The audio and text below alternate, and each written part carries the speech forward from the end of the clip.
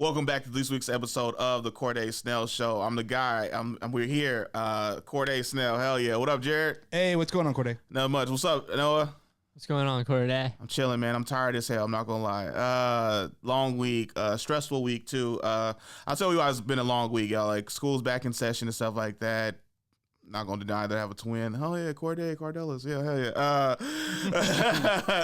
But nah, like yesterday was just so yesterday I came. This was dropped Monday, but yesterday this had a show in Modesto, and it sucks because getting to Modesto is always hard to do, especially when you live in like the Hercules or like the Bay Area kind of stuff. Like usually takes you about an hour and a half, 2 hours, and that's how long it took to get to Modesto. I think it was like supposed to be 2 hours, 15, 16 minutes, something like that. So I took Highway 4. Never doing that shit again. I'm gonna always take like Walnut Creek to like Dublin to get to Modesto because it said it was gonna be 11 minutes faster if I took Highway 4. And then I remember I was driving there, and then the time never changed. It just like it kept saying longer and longer that it will take me to get. I think it was like an hour and 34 minutes, but it never changed for like 10 minutes, right? I was like, wait, why is this not changing? And it went from like, oh, you should get to the venue at like 7:09. Now it's 7:15, 7:24, 7:28, 7:35, 7:40. I was like, what the hell's going on? And I was like, oh, it's a slowdown up here because it's a crash causing a 20-minute delay. When at first it was just like, oh, this is a little thing. It's just going to be like a 4-minute delay. Then it just kept getting longer and longer. And I was like, oh, I hate the 4.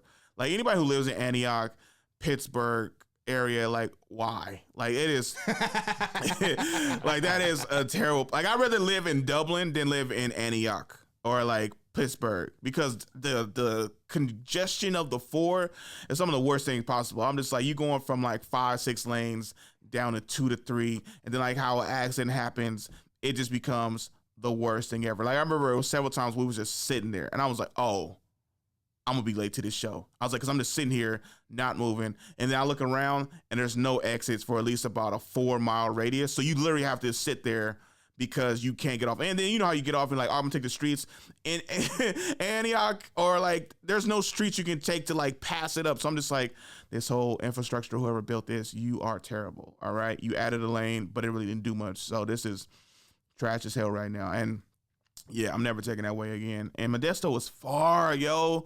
Modesto was so far, and it's hot the whole time. I was like, I had the AC on blast, but the sun affects me and stuff like that. And I was like, yo, this show better be worth it. And it was dope show, but it's just me always driving to Modesto is always hard. Like I want to do Deaf Puppies Comedy Club. Shout out to them. They have an open mic every Wednesday. I think it's at 7 p.m. and signups are at 6. But I'm like driving through that to get to a show. That was hard. And I'm like trying to go to an open mic, which I probably still do. It's just a lot to get myself up to do. Because once I found out that like, oh, just because you sign up doesn't mean everybody gonna go up. And I'm like, what? I'm like, oh, again? Wait, I didn't know that. I didn't know that either. But I think it's more for the people who might live in the area versus people who might be traveling.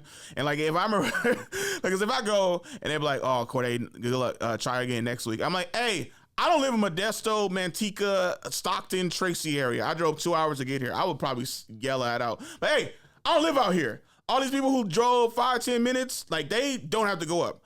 I drove 2.5 hours to get here in the traffic, in the heat, like burned tons of gas. These people just live out here being kind of a diva, but also at the same time, it's one of those things where you should prioritize people who travel far. Like I remember they used to do that. Sacramento used to do that a lot. They was like, hey, Bay Area comics, if you want to come get like 7 to 10 minutes, come do a show. I mean, come to this open mic in Sacramento. It was a way to kind of bring people out who normally don't come to Sac. And some people started doing that. Some people, I know that worked for a lot of people in Santa Cruz who might have lived in like Fremont, Hayward area. They would drive down to shows in Santa Cruz because that's like 30-40 minutes from them. And then they would do like more time. They was like, hey, I remember one homie I ran into, I was like, I don't see you at SF mics no more. He's like, they only give me like 3 to 5 minutes. He's like, but if I go to Santa Cruz, I could have 3 to 4 mics, which of them give me 8 to 10 minutes. And that's just like a better, more interesting thing because he said, I was like, that's kind of far. He was like, well, where I stay, SF and Santa Cruz are both like 45 minutes away.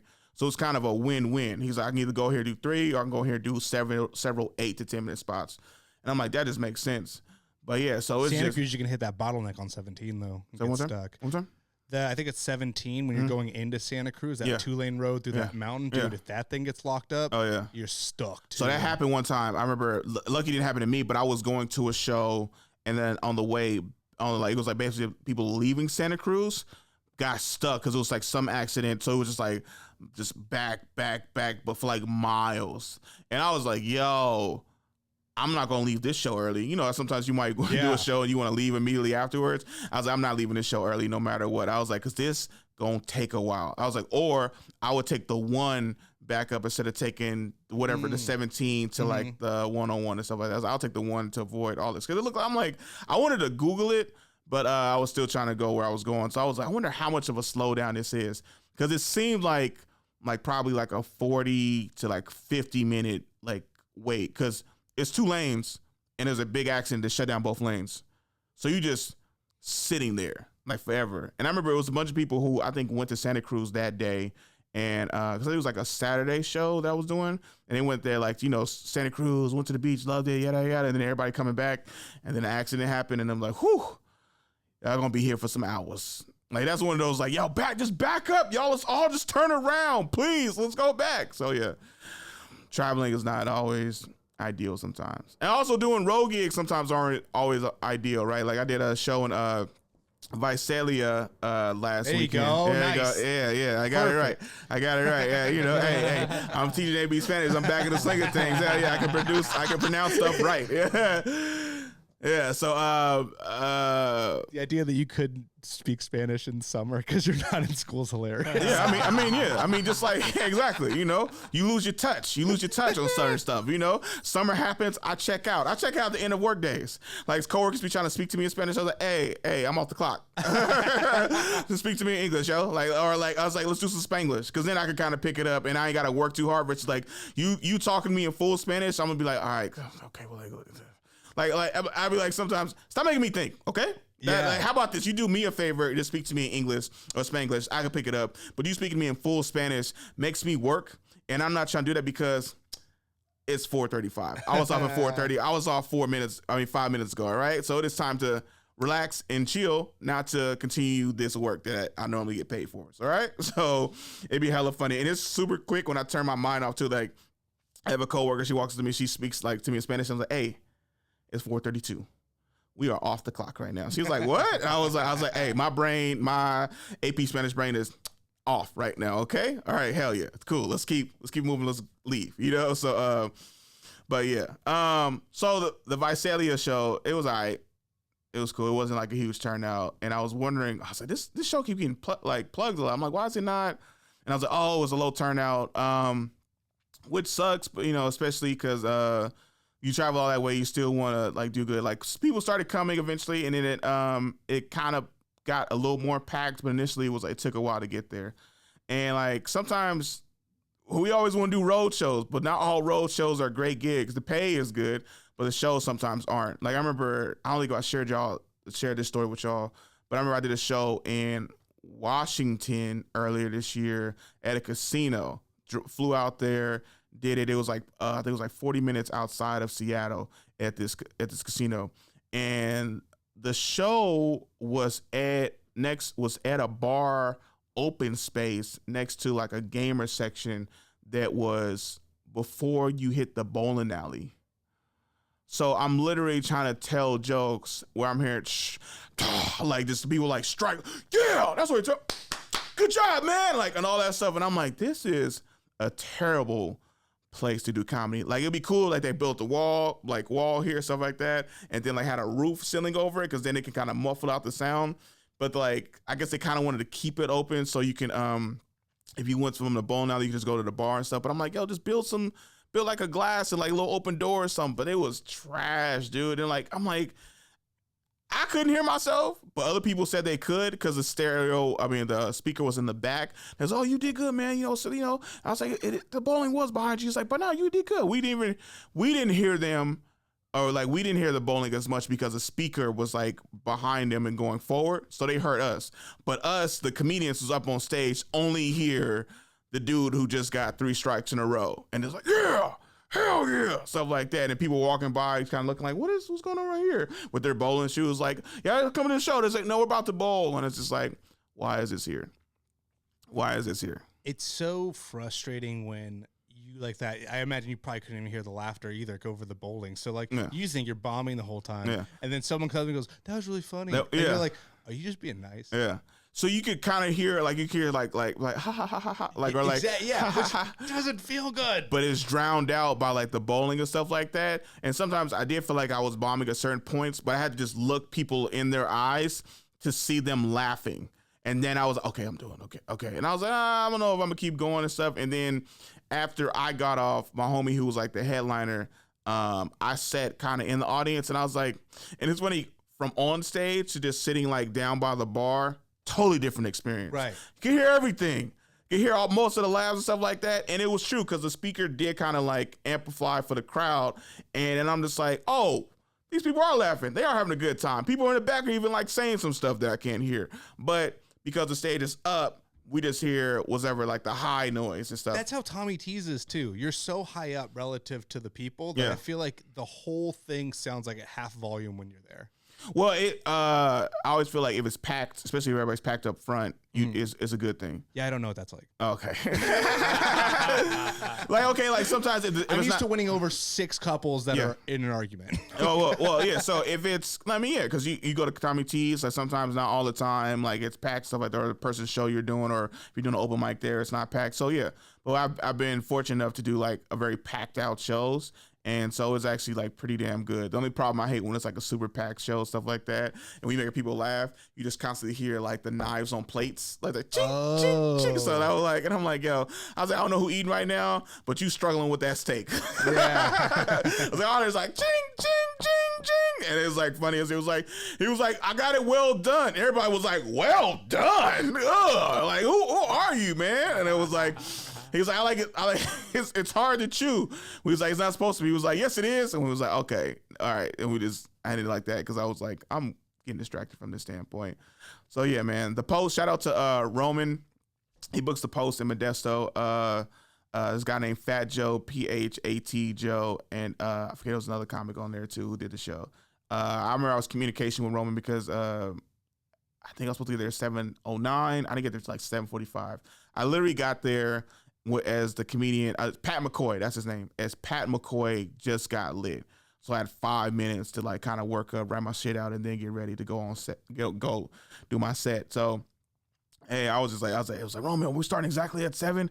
He's like, no, we're starting like at 7:15, or like a quarter past. And I was like, and in my head, because I was so damn tired, I was like, do you mean a quarter like 7:25 or 7:15? And I was like, he was 7:15. But I was like, fuck. I was like, why is this show Modesto at 7 p.m.? Why is it not at 8? And then it was funny because in the group chat, he was like, I know most of you going to think this show starts at 8. You're wrong. This show starts at 7. Because sometimes that happens. Most of the times you do a show and it does start at 8. And having a show start at 7 versus 8 is like a whole different mindset at the same time too. Because like usually, like I'm driving, well, not even I'm driving Modesto, but let's say I'm driving to Oakland or like SF or something like that. If the show starts at 7, I have to start getting ready, like mentally wise, like 5:15. Like, okay, I can't like be relaxed too much longer. I got to get dressed. I got to shower, stuff like that. So by the time 6:15 happened, like I like usually Google, or I usually like 5:45, 5:50.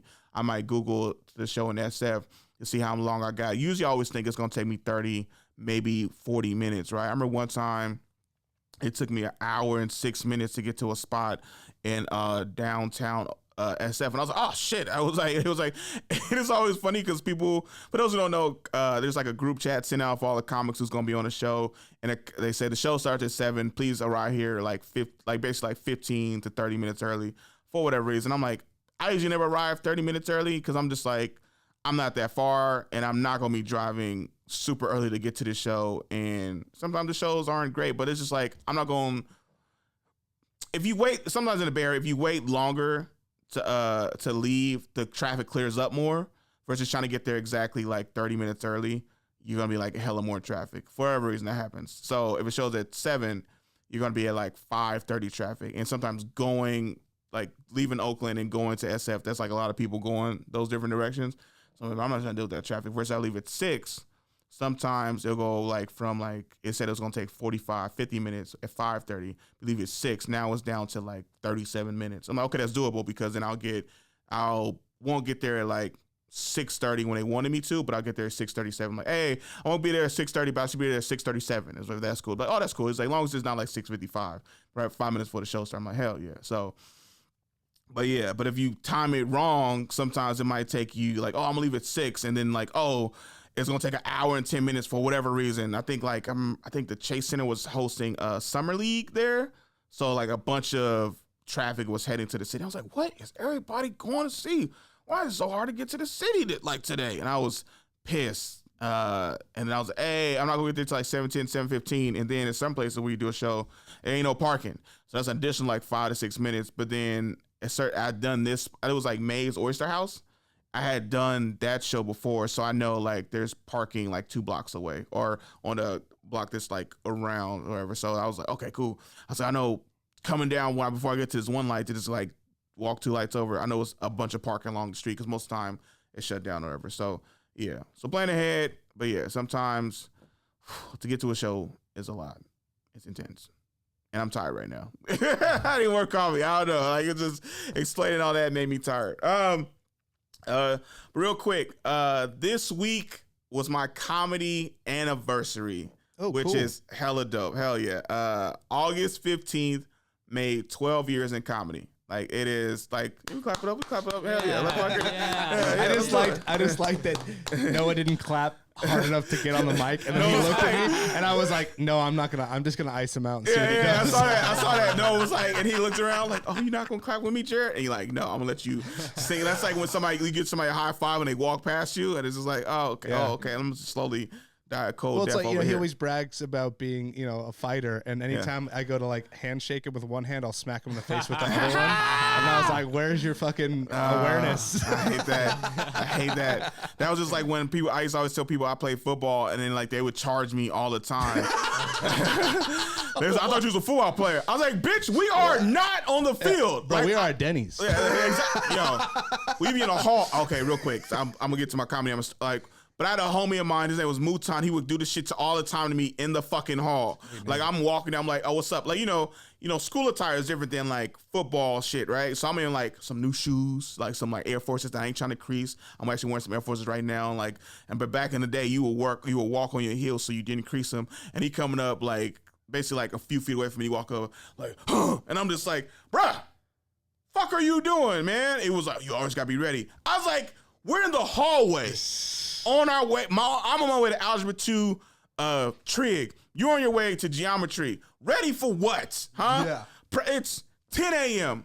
Practice ain't till 3:45. Why would I be ready right now? Huh? Oh, you just got to be. I was like, no, I don't have to be ready at this time because I still got to eat. I was like, all right, maybe if we was in, I don't know, maybe some pads, and on some grass, not some cement, what a lot of idiots love to hit you on, like be dumb shit. Like, I'm like, no, I'm not ready right now. Like, I just get so mad because he would I always see him coming and he would try to come up and then I would just shove him in the lockers. So what the hell was that for? Always gotta be ready. Hey, running backs be juking. And he was like, now you both take on the hit. I'm like, who says that? Who says that? He was like, well, you're in a running back. I was like, and you don't start. Why are we doing this? All right? We're not on the football field. Why the fuck are we doing this shit right now? Also, side note, did I ever tell you the day I started cussing? No. Okay, cool. So right, this is like a huge thing, right? So I literally started cussing in football practice, right? I grew up not super religious, but I remember I really started to take my religion seriously because like if you say super religious, that means everybody makes it seem like it's a cult. But I started taking my religion really seriously. Like I didn't cuss in high school until my senior year, right? I remember like I would bleep stuff out, like I'd be like, hey man, what the man, you see that over there, man? That should be stupid, like, right? So it was like always funny. It was like, hey, remember you used to bleep yourself out? And I was like, yeah. And then I used to wear this shirt. It was called Manpower, which was it was like a church event in Atlanta, Georgia, put on by T.D. Jakes. You guys probably know who that is, but he's like a black pastor and stuff like that. He has a mega church. He had an event called Manpower, and all my homies to make fun of it. And I was like, hey, this is a church event. They was like, what? And they was like, Manpower. And I was like, yo, this is for a church. He's like, that was for church? I'm like, yeah. So they knew certain stuff was off limits. So, because I'm like, let's not play about church and religion. You're like, black people like, we ain't stupid. Like, we ain't crazy like that. But it was God just like, that's all like. the time. Yeah, huh? All the time, God is good. Exactly. Hey, there we go. Hey, there we go, Jared. There we go, Jared. Do you know what that means? Yeah. Okay, cool, right? Y'all not white. That's my bad. That's why. Hell yeah. Like, never mind. I'm not stupid ass Candace Owens. I remember they said that it was like, God is good. He was like, God is great. I was like, what the fuck, Candace? And I was like, all right, you over here just doing some dumb stuff. But back to football, right? I remember specifically I wasn't cussing until my senior year in practice one day because I was 5'10", and all of junior and senior year, I was told that I had to switch positions from left tackle to the center or linebacker because I was undersized to play left tackle, which I was, even though I was playing in high school because that's where they needed me.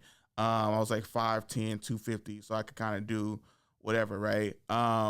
In college, especially at Cal, you need to be minimal of 6'4", really sometimes 6'5" to play left tackle. Because if you're 6'4", they might move you in the guard, depending on like your body size. So I'm 5'10", trying to play left tackle. Even though I didn't allow a sack, they was like, this just ain't gonna work. You have to either move in the center, because center you could be like undersized, right? Because you're just controlling stuff, you pulling stuff. You need to be fast, so it's makes sense, right? Or you need to move the linebacker because I was like 250, but like in the middle of the season or towards the end of the season, I was like losing a lot of weight. Like I think I got down to 229 at one point. And trying to play line at 229, not ideal. Especially I was playing like D tackle too, and I'm trying to bull rush guys, and I had like no strength. I'm like trying to push people back, and it didn't work. So I'm 5'10", 250. My homie next to me, Pierre Mays, is 5'8", 240, like, but he's like muscular and shit like that. He's going against a dude who's 6'4", 330 pounds. I'm going across from a dude who's 6'6", 260, right? And we're kicking they ass all practice. Yes, we're kicking their ass, right? And then one dude, I ain't gonna say their name, but right. And then I just get hella mad because the dude who was 6'6" used to play basketball, but he tried to start play football to try to get into it, stuff like that, right? And the dude who was 6'4" always played football for like the last 2 years. Also, it was a funny thing. He would always go to like morning announcements, and he would tell them that he just broke the school sack record this past Friday. And, like, it was like a running joke. He was like, such and such just broke the school record of 8 sacks this past Friday during the game. And then our coach, I remember one time I had my coach, and he was like, when did he do this? This dude never had a sack. I think he had 1 sack all season. That's incredible. So each week he kept upping it. He was like, "Well, such and such just broke. He broke his own record from last week. He had 8 sacks last week. He had 9 sacks this week." And then one time my coach, he's like, "Yo, you know where this fool is?" And I was like, "No," because I think he would tell the morning announcements and he would skip that because he knew right after our coach would be looking for him, right? So it was always hella funny because I'm just like, bruh, why you keep lying? He was like, hey, man, we got to make this entertaining. That is too fun. I love that. I love that there was misinformation. All the time. And then all the freshmen would come up to me, hey, yo, is such and such really breaking the sack record? I'm like, hey, you was at the game? Did you see him sack anybody? They was like, nah. They was like, did I leave at some point? Like, no, you didn't leave. This is a prank and this is a lie. And then my coach, after a while, he was like, man. So he started making them run and start doing extra stuff. He was like, hey, you need to be sacking people as big as you are, right? So fast forward to the reason why I started cussing. My homie's 5'8", 245, and he can bench 315. He's going against a dude who's 6'4", 330, who said he had broke the school sack record, right? I'm going against a dude who's 6'6", 260, and we're both kicking their ass, right?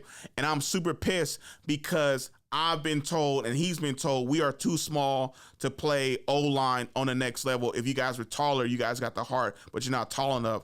So I lost my shit. I was like, damn it, these motherfuckers, oh my God, I'm so mad. How the fuck am I 5'10", he's 6'6", he's 6'4", and then we over there kicking their ass, and if I was their size, I would be D1 right now. Out of all the top schools recruiting me right now, Oklahoma, Alabama, Michigan, University of Miami, and these motherfuckers are getting their ass kicked by dudes who are undersized. I don't fucking get it. What a waste of fucking talent. Practice stopped. Because I never cussed. I didn't cuss. People knew I didn't cuss. I used to lead the team prayer before we went out on game day. Everybody knew I was going to church on Sunday. My mom was there. It was like, oh yeah, like your son is super religious, stuff like that. It was like, oh yeah, we like, you know, we're not super religious, but like our faith is strong and stuff like that. So everybody froze to hear the one guy who doesn't cussing out everybody. My coaches didn't know what to do. They thought somebody had said something to me to piss me off, to make me snap. And then like he was talking to me, and I'm just cussing up a storm. And he was like, hey, Snell, you okay, Snell? Snell, Snell, you need to go get some water. I was like, I don't need no fucking water. I need these fucking jeans that these motherfuckers got, because if I had their jeans, I'd be going so many fucking places. I'd be like my name on top of magazines. I'd be on ESPN 100. I'd be like all this different stuff. It was like, hey, y'all take them over there getting some water. And then I was over there getting some water for like a little bit, and then I walked back to the coaches. I'm ready to go back in. He was like, no, you are not. You will sit out for the rest of the damn time. I was like, man, fucking stupid ass doing this. Like, who you cussing at, right? Which started me cussing for like hella long after that, right? Just like Def Comedy Jam, full effect. Like, imagine Bill Cosby going on Def Comedy Jam and like talking like Bernie Mac, motherfucker, niggas, like motherfucker, and shit like that, right? And everybody's like, what the hell's going on? Like, probably how Bob Saget was when he went from Full House and you see him live in person. Yeah. And you just like, oh, this dude is raunchy as hell. This ain't Full House. I thought he was going to be PG, but it's not, right? So many people came up to me after that day of practice and said, dude, I used to look up to you. Like, I remember I wanted to get my life better because you always talk about God being like waiting to till marriage, stuff like that, to have sex. I was like, never said that. I was like, the opportunity came, I would have sex in high school. Like, I was like, I just didn't feel the peer pressure of all my homies losing their virginity. No, because my homies were losing their virginity to like ugly chicks. Oh, no. I'm saying the whole like, just because you swore one time. Dude, Jesus cried at the Garden of Gethsemane right before he got... Even Jesus had a moment of weakness. It happens. Yeah, now... Relax. No, I know, right? But like, I was cussing the whole rest of practice, like nonstop. Anytime I said something, it was like, motherfucker this, fuck this, like all this kind of stuff, right? So that's why they was like, dude, what is going on? Also, because we had a teammate snap the year before, and like they had to, right? So they thought, oh snap, we had another teammate snap, and now he cussing. We might have to. Cause like, hey, you good? I was like, yeah, I'm just pissed. I was pissed. It was like, why are you pissed? I was like, cause I'm not 6'6", and I'm not 6'4". That's why I'm pissed. And I'm playing fucking left tackle. I'm the same size as a linebacker. You know who London Fletcher is? 5'9", 240. Why can't I play linebacker, huh? Why can't I play linebacker? Cause they got me a fucking no line and stuff like that. I got bad knees. I'm a high schooler with two bad knees. This don't make no damn sense. And everybody was like, yo, this dude snapped. Like, something wrong with this dude. Just put the fries in the bag, bro. Yeah. And it was like, what the hell? And after that, everybody was just like, man, this is crazy. Like, my one teammate who was like, he's like, man, I was trying to get my life together. I was looking for you. I was going to start going to church, and you snapped. He's like, damn. I was like, hey, man, whatever, man. I don't know what to tell you, man. I just wish I was taller and bigger, man, because I'm trying to go pro. And I was like, I can't go pro with 5'10" playing left tackle. I need to get stronger or put on weight. And eventually I switched from left tackle to linebacker, because I was only like, I think I grew to like 5'11". I remember they officially made it. I was like 5'11", 7/8, like specifically. But like normally I'm like I'm 6 foot. But I was like, I'm like 5'11", 7/8. You couldn't just lot. No, there's like, because it was like combine records. So we was doing like, all right, here's the height, weight, speed that you want to be listed at, and then like here's actual like combine stuff. So we had to get like people's actual weight, actual height. Like some people, like some dudes was like, oh yeah, I'm 5'10", and it was funny because hella people would lie about certain stuff. Like, I'm 5'10". Like, dude, you are 5'7". Like, I'm 5'10". I'm like, well, you 5'10", I'm 6'3". Okay. That's a bad lie. Yeah. So, and then they was like, so Snell, you can't start fudging your height to like the 5'9". Yeah. Like, I'm 5'6". Yeah. Ain't nobody gonna believe I'm not 5'6". Yeah. So, but stuff like that, when it come to colleges and stuff, people fudge their height and stuff like that all the time. They was like, so Snell, you want to be 6'1", 6'2"? And I was like, no. I was like, because if they find out I'm 5'11", they're gonna be hella mad, because that's a wholly different like appeal. I was like, so what should I put you at? I was like, put me at 5'10". It's like, why? And I was like, because you come in person, you'd be like, oh, you're a little taller than that. Then it's like actual surprise. And I'm like, oh, he might be growing. Oh, I said this. I was like, put me at 5'10", because they come and like see me. They was like, they might not want to recruit me. It was like, he's bigger in person. You just got to come see him. And I was like, do you hit a growth spurt? Like, I think so. And then like, so then it'd be like, oh, he keep growing. Then it's like a different kind of a thing. Versus if you 5'9", or if you 5'11" and you come up you 5'9", they're like, oh, this dude, we gotta pleasantly surprise them instead of disappoint them. Exactly. So it was different from that standpoint, and I remember it was just crazy because I remember I just started cussing up all the time because of that. And yeah, man, because like I used to go to Cal camp and Cal would be like, oh, we only recruit offensive linemen who are 6'3", and this is why UC Berkeley is trash. Because UC Berkeley does like dumb stuff all the time. Like they'll recruit people from LA, out of state, and like for some reason UC Berkeley has a love affair with players who played in LA and won't recruit players in that area. Like Marshawn Lynch was like the exception, or Aaron Rodgers. He's like from Chico, so he's not like in the area. He's like 3.5 hours away, right? And those are some of the best players they had. Like it's funny. I'll watch like last year a lot. I watched Pac-12 games, and it would be like Cal playing Washington or Washington State, and Cal's getting their ass kicked by Washington or Washington State, right? And all the people that getting their ass kicked by, or the players that getting whooped by, they're from Dublin, Antioch, East Palo Alto, Sacramento. Like all this Bay Area talent is on Washington or Washington State. And then Cal's like, this guy's from LA, this guy's from Hawaii, this guy's from like some other place. And then it might be one player. He's like, oh, well, they have this one good recruit. Well, and then Cal announcers would dog people who were on Cal who was from the area. He's from the area, but he's so I was like, because you ain't recruiting the right dudes. I was like, there's so much talent around Cal. Cal can honestly be a powerhouse based on like the amount of talent that was come out of here or from the area, right? Like if you allow like football players to maybe like have a 2.5 GPA or something, but Cal always sees himself as like a high, like a very distinguished institution, and like that's cool. But so do UCLA, and they work it out, Like so does Stanford, and they figure out a way. But Cal, I feel like they trying to compete with Stanford academically and don't care football wise. Yeah. Or like they try to compete with like Harvard like academically, and then put out like Harvard's not known for their football team. So I feel like that's what Cal does sometimes. It's like, come to Cal, see the games, and it's just like, y'all don't recruit though. Like y'all don't recruit. So yeah, man, that was the crazy story of me cussing for the first time or losing my shit, because it was just crazy. Like just seeing that, like being undersized, like a real detriment, and then people will just look over you because of that. And then meanwhile, I'm going against two dudes who have so much athletic ability and ain't using it. And I'm like, this is how I know life ain't fair. Like I'm like, this is trash as hell. Because the dude who kept breaking the sack record, like literally was 6'4", 330, but didn't work hard, didn't lift weights, trying to be funny, trying to like chase chicks, wasn't really getting them. And I'm just like, bruh, like if I had your size, like bro, I would be gone. Yeah. And I'm like, you don't even, man, I'm going to start. Like my homie who was 5'8" started over him. He was the 6'4", 330 guy was both our backup, because I started at D tackle and he started DN or D tackle too, right? Mm-hmm. So then eventually I was like, hey man, just put him next to me, the tall, big ass dude. It was like, man, he don't like work hard. He like lazy. He just stands straight up. I was like, he'll command a double team. We'll plug up the lane.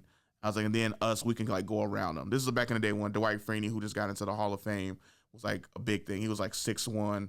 He ran like a 4.6, 4.4, and then had was dangerously quick. So that's what we modeled our games after, like undersized dudes who'd be like super quick. And it was like, you can't do this. And then remember our coach was like, you can't spin move. You can't do the spin move. And it was like, why not? It was like, cuz. And then he was like, do these two moves. When I'm just like, well, we need multiple moves. Like, no, you don't. You just need the bull rush the guy and swim move. Like, what? And then and I was like, but coach, what if those two things don't work? They will work. In games, they wouldn't work. And so I remember I developed like a push pull. And then sometimes we would do the spin move and our coach would take us out. He would take us out for one play because we did a spin move. Even though I remember one time my homie went against a guy, did a spin move, got a strip sack. We recovered. We're back on offense, right? And then I think we went down. I don't know if we scored or not, but then the next time we went on defense or whatever, like we kicked the ball off.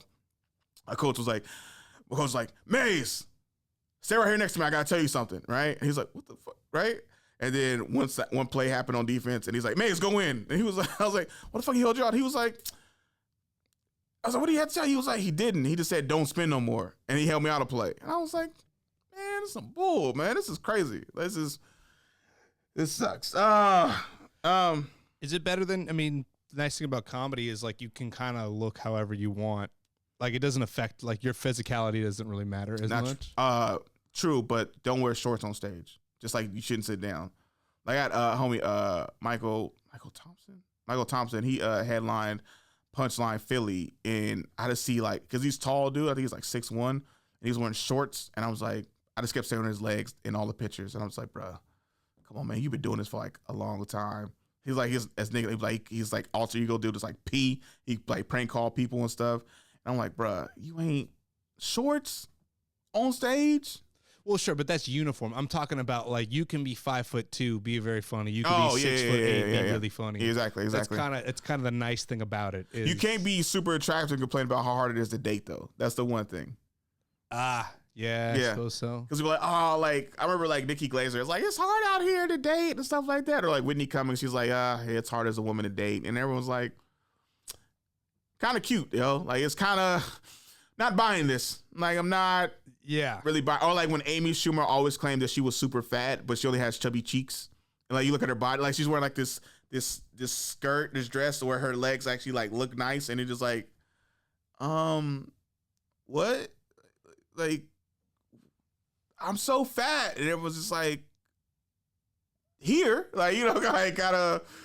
I suppose so. I mean, I wouldn't say I've ever saw her and thought she was fit, but I also don't really pay a lot of attention to her material. So it's like early, like prime Amy Schumer days when she's like America's Last or was it Last Comic Standing? Last Comic Standing. Yeah, she's pretty fit during that, I think, right? Yeah, and then even like when she like eventually got that one movie, like was it Trainwreck? Yeah. And then like she had like I remember she kept putting out specials talking about how fat she was. Mm-hmm. And I'm just like, you saw the movie.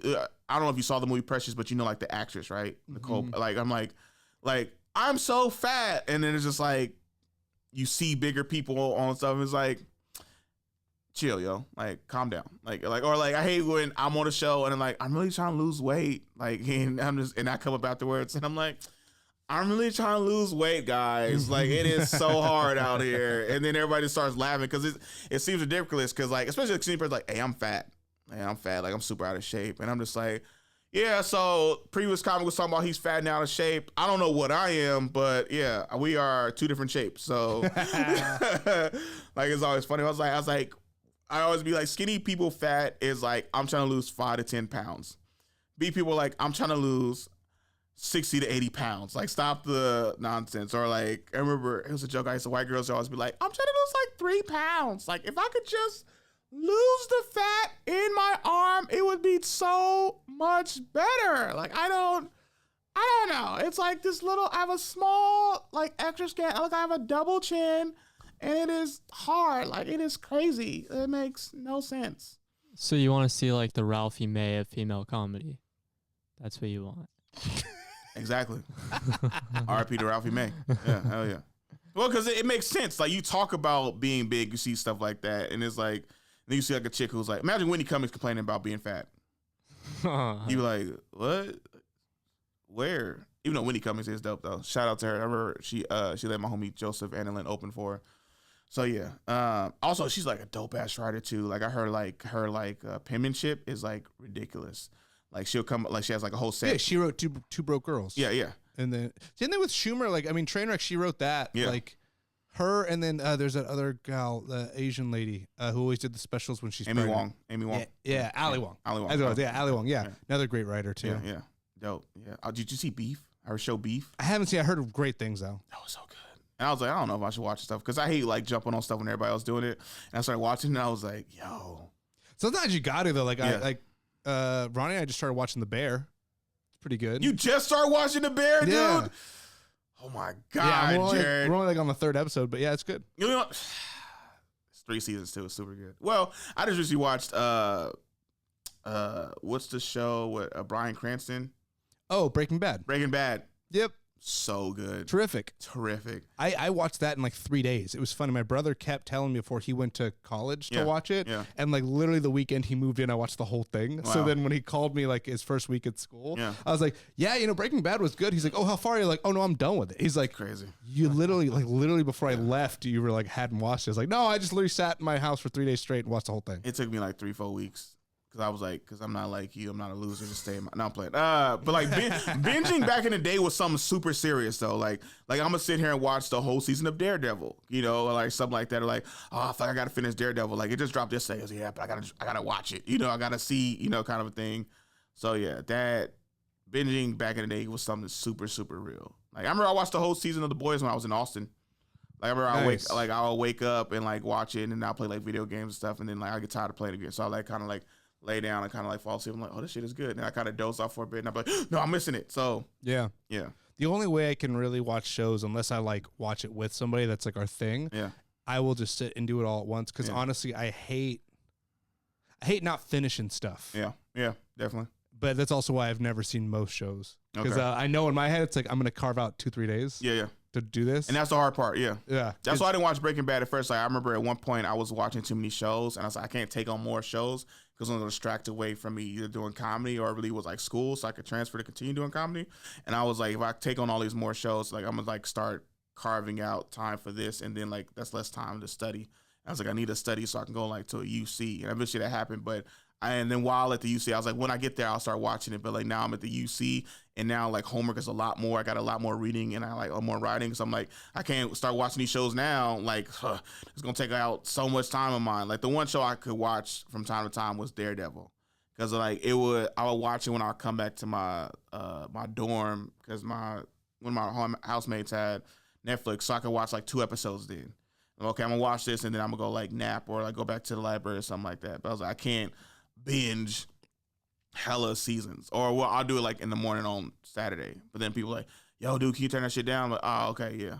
So, but yeah, binging back in the day was something super, super real. Y'all want to hear something funny that happened to me this week? I'm gonna end on like a different note. But a homegirl of mine who's like pretty cute posted on her story about how her baby daddy is getting 50-50 custody to a kid that he never wanted to help raise and never wanted to be there for, right?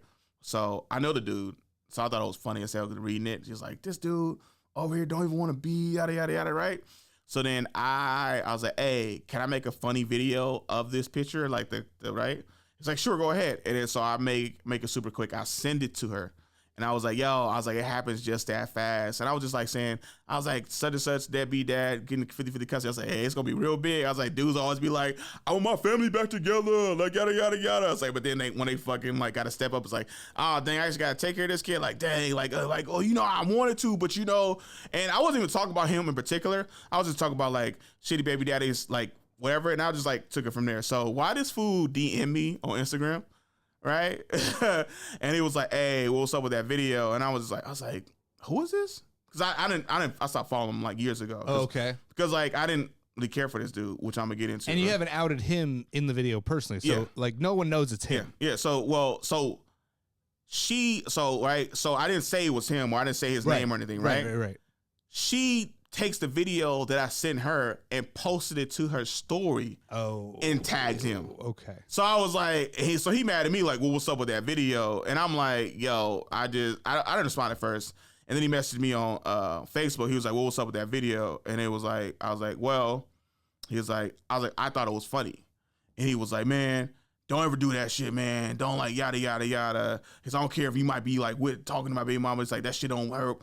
That shit don't work. He's like, that's some female type stuff, right? You shouldn't be doing that. He was like, bro, we shared a locker room, bro. We was on a team together, right?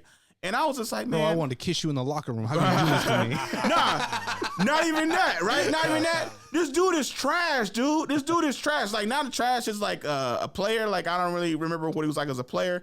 But this dude is trash because the chick who he got, his baby mama, used to be my homie's girlfriend. I think I told you before about like sometimes teammates don't respect shit, right? Like this dude, like his baby mama's my homie's ex-girl. Like what? We were teammates. Yeah. Like me and one of my best friends were on the same team with this guy, and he eventually like got like that same chick pregnant, right? Then not only that, this same dude, right? This same guy, I was talking to a female at the school. And then forever, she just started responding to me. A week and a half later, I see him with her, and he all filling up on her in front of me. And I'm like, really, bruh? Like, for real? And then so now say, we share the same locker room? Bruh, you never respected nobody in whatever chick they was talking to. You was always conniving behind the scenes trying to get at females. So I'm like, bruh, I don't respect you. Like, what are you talking about? But, you know, I didn't go at it like that. I just gave him a thumbs up because I ain't got time, because I ain't got energy for this whole thing. And I'm just like, this is crazy. So I was like, I literally was going to do this. I was going to go to the post, the show in Modesto, and I was going to ask them to do something for me. And this is what I was going to do. I was going to ask me, hey, I need y'all to do me a real favor. I'm going to try to film a quick little video. I was like, appreciate all y'all, but I want y'all to say, this person sucks. I was gonna say the dude's name, right? And then I was like, I'm gonna record it, and then I was gonna send it again to his baby mama, like, hey, look what I did, right? Because he was saying the thing I did about the funny video, he was like, that's some female type stuff, right?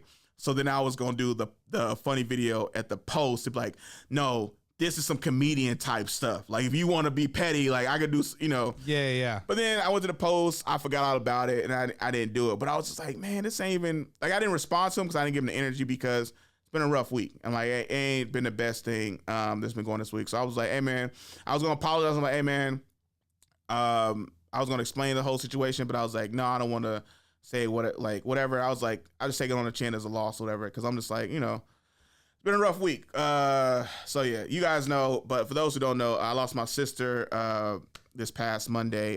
My favorite sister at that. We always joke about one of my sisters. That's the youngest one. I have 3 older sisters. I have 3 sisters. They're all older than me. The oldest one, don't have the best relationship with her. Second one is the one who passed. It's my favorite one because I remember she always said she loved me from the day she met me. I'm the youngest on my dad's like family. Like, he has 3 girls and me. I'm his only boy. So this sister that passed tragically would always punk the sister. Always talk about how, like, I don't have a great relationship with, because she was like, no, you being a brat. Stop speaking on him. Stop doing this kind of stuff. And I used to love it because it was the only time that I felt like somebody would stick up for me, specifically with my sister, because when my mom and my stepdad, just to clear this up, right? Like, they would just allow this to happen. And I was like, hey, why is she so mean? It was like, oh, no, she's not kind of. And then, but my older sister would be like, no, stop messing with him. Stop being a brat. Stop, like, that's the baby. Stop messing with the baby. And I, like, in this situation, like, in my dad's side, like, my dad's kids, I'm the baby. But in my mom and my stepdad's, like, in our intermediate family, like, I'm the middle child. So it was like a totally different atmosphere, totally different feeling. So it was super tragic to learn that she passed this past Monday. And it was funny because, my mom saw me Monday and she didn't tell me, because she knew that she passed. Because my sister passed, like, I think 3, like, real late, real early in the morning, like 3:30, 4:30 in the morning. And remember, my mom saw me after I came home from work, and she's like, saw me, but she didn't like really, like, saw me and she kind of like jerked. And I was like, that was weird, like a little weird interaction. And went to open mic later that night. And I remember I was at the house. I was like, I should get out. I should just go out and do something real quick. And then my sister called me on the way back because I read a few errands. She's like, hey, you talked to mommy? I was like, yeah. She's like, she tell you? I was like, tell me what? I said, oh, I'll tell you when you get home. It's like, you in a good mood? And I was like, yeah, I'm cool, whatever. And I was like, work's been like kind of hard or whatever, but I'm chilling. She was like, oh, our sister died. And I'm like, what? I was like, dang it. Like, I'm like, so then I had to start calling family members and stuff like that. And it was like super hard. And it's just like death sucks, man. And especially these last few years, because we wasn't as super close as we used to be, because like family stuff, sometimes you fall apart after like our dad died. Things started getting weird between like all of us. Like, some parts of our family isolated, then we was like, they was blaming others. So it was like just a weird thing. So then I remember my cousin, who I shared the picture on Facebook, he told me, like, the guy in the picture with my sister, he told me to fix me and my sister's relationship. He was like, cuz it's not worth it to have like this in between y'all. You should work it out. You should really build like a thing. He was like, you should call her and talk to her. She miss you. And I was like, but I never did. And like, I feel like, dang, I shouldn't let this pass or whatever. But what happened was, I remember I started doing shows in Modesto and Stockton, because that's where she lived. I didn't go out there often, but I always wanted, like, if you want to come see me, like, hey, I got a show out here. And like, she couldn't make it for whatever reason. And it was just hard because, like, honestly, I'll be real. The reason why I was going to start seeing her and try to, like, because I have a niece who I'm going to see later on today. I've never seen her, and then she's like 12 or 13. Because she lives in Stockholm. So when I was going to start reaching out, I heard she had a boyfriend. And I was just like, my sister did. And I was like, okay, I won't come see you. And she was like, So you should come see me, like come out here, come visit me, like, you know, shoot. I was like, I said, Barry as far as like Stockton's for him. I was like, heck, right? And he was like, oh yeah. He was like, oh, I'm dating. At least I'm dating now because she had got a divorce because I knew her ex-husband. He's like, I got it. Yeah. It's like, oh, well, he live out there. He's like, no, he live in SF. I was like, what? Excuse me? And she was like, I was like, oh, he drive to you. He's like, no, I go visit him. And I was like, wait, you love and you want to see me so much, but you can't. You go see your dude in SF, but won't come see me, and I live right in Richmond. I was like, and it's easier to get to Richmond than it is SF. So that was like a punch to the gut, and I kind of like held that against her because I'm like, well, if you coming out here, you can call me. If you coming out, you know, kind of a. And then at the end of the day, I was just like, that's like a petty excuse to hold on to, and I was like so sad. I'm still sad this week, but I've been staying busy and doing other stuff. But like in moments of downtime, like on the way here, I was sad. Like I'm not gonna lie, on the way here, I was sad, and I was like, I can't cancel on them last minute. I'm like, hey y'all, I'm not gonna make it. But after this, we're gonna be with my family, and it's so crazy too. Like my sister passed. She's older, like way older, because my dad was older than my mom. She was 53 when she passed this Monday. Today is my father's birthday, my biological father's birthday. He passed when he was 59. So it's crazy that my sister passed at 53. He passed when he was 59. And then when my dad passed, it was me and my sister, and I was 11, about to turn 12, and she was 12, about to turn 13. And my sister's daughter is 12 also. So it's like this weird thing that's going on of like, I was like, dang. And so I immediately was like, I got to get in better health, and I got to make it past 50. Yeah. I got to make it past like 53, 59. And then like, okay, like I want to live to like I'm 80 something, you know, because my grandma is 87 and she's still living and still doing good, slowing down. But I'm like, I want to be able to get past like these ages because like this, you know, so. And I was like, dang. So it's super weird that all this happened. Like, and I'm like, dang, my dad's birthday this Saturday. And then I was like, yo, you passed my, and then like, and so like all these parallels is like super weird. And then for me, I'm just like, it was kind of like the saving grace of the thing that I keep focused on. I'm just like, yo, at least you get to be with daddy. At least you get to be with our dad. Like, say hi to him for me, stuff like that. And it's just like a crazy thing. So I'm going to go with like, after this, go to like a barbecue picnic, be with my cousin and my uncle and like some other family members on my dad's side. And we're going to just have a good get together in remembrance of life from my dad, who one of my cousins he was like super close with because he didn't have no boys. So my dad kind of like was about to, like he'd always take him away from like his brother. Like kind of he was like I was his son before you came in the picture. He's like, your dad wanted a boy for so damn long. So he'd take like my mom was about to come in the monster trucks, A's games. He likes to watch Giants games, like go to rodeos, like all the stuff. He was like, he said all the white people stuff. But yeah, like that's my dad was all about that stuff, and so it was like super dope. So he was close to him too. So then he was like, I was like, oh, my dad was really into this stuff, and then. Like the one sport that my dad always loved was baseball. Like he made my cousin play it, but then he found out he had a heart condition, so he couldn't do it. Then he made my sister play it. Then he made me play it. I remember at one point I quit because he was just doing too much. Like because I found out later that my dad could have went pro, but he got a woman pregnant, and that's my older sister Nancy at like 18. So he joined the Air Force instead. But I was like, because you know, I was sometimes like. Your dad or somebody's like, man, I was really good back in the day, you know. And then he wouldn't talk about it because I feel like it was like a sore subject for him. But all like our family members would. And then it was crazy because my dad had a ton of trophies. When I say a ton of trophies, like a ton of trophies. Like what's all these? It was like bowling. It was either bowling or baseball, and it was a lot more baseball trophies than bowling. And I'm like looking at the dates. Some of these dates, 1978, best slugger, like 1969, best slugger. Like, then I'm looking at all these bowling trophies, perfect game. My dad had 3 or 4 300 like game like wow like bowl like my dad was always like super like it was crazy. My dad was this. He was like, oh, I got that from bowling. Can I get a ring from bowling? I used to be wearing his rings and stuff like that, but my fingers was like small then. Then all of a sudden they started getting big. He was like, I say, hey dad, I can't fit this one. He was like, the heck? He was like, start putting my rings on because my hands started to grow a lot. Yeah. So he was like, wow. He's like, Corde can't even fit my rings. And my mom was like, what? He's like, he used to be able to fit them, or he used to be able to wear them. Now he can't fit them no more. So he took it off. He was like, and I'm like, this is wow. So my hands started growing. He was like, he gonna be big. So I was like, man, you should get into baseball. I was like, Dad, I don't like baseball no more. So because but I didn't know he was giving me like a great work ethic that I didn't know at the time. So yeah, and it's just crazy, yo. It's just crazy. Sad to lose a family member like that, especially tragically. And it was a lot.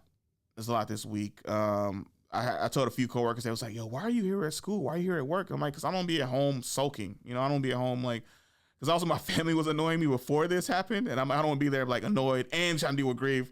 And then I was like, I don't want to be like, see, I always keep like alcohol in the house. Like I keep it in my room. I don't want to be like just drinking that the whole time.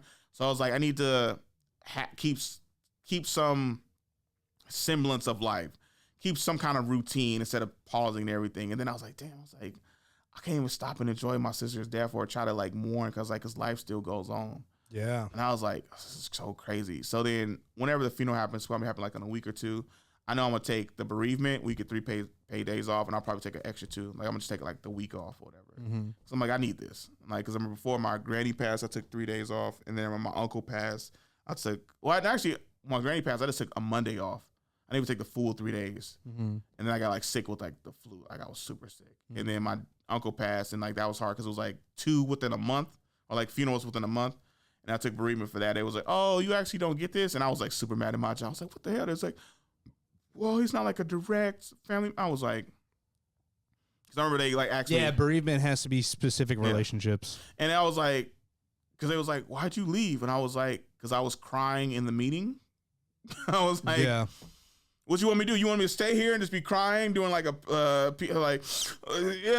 So I did like kind of. I was like, I went to the meeting. They was talking about like we want to get to these rates. I was like, I can't listen to this. I was like, I can't hear about school stuff when my uncle's still in the back of my mind, right? Because he was like in great shape. But I remember how weak he got towards the end. I was like, I can't do this. But yeah, oof, yeah. So tough, man. Been a tough week, man. So, but yeah. I also I got way off. I was supposed to talk about my comedy anniversary. I was supposed to break down it at least. Let's get back on track to that. And my comedy anniversary, August 15th. I count that day instead of the actual day. The first time I tried stand up, which was like in April in 2010, right? So 12 years doing it, or you could say like 15 or whatever, or 14. But I count August 15th specifically because that was the first time I did a comedy club. The first time I did like a show. I did Tommy T's in Dublin. You guys talk about it, right? We've all done it, right? And I got booked on it.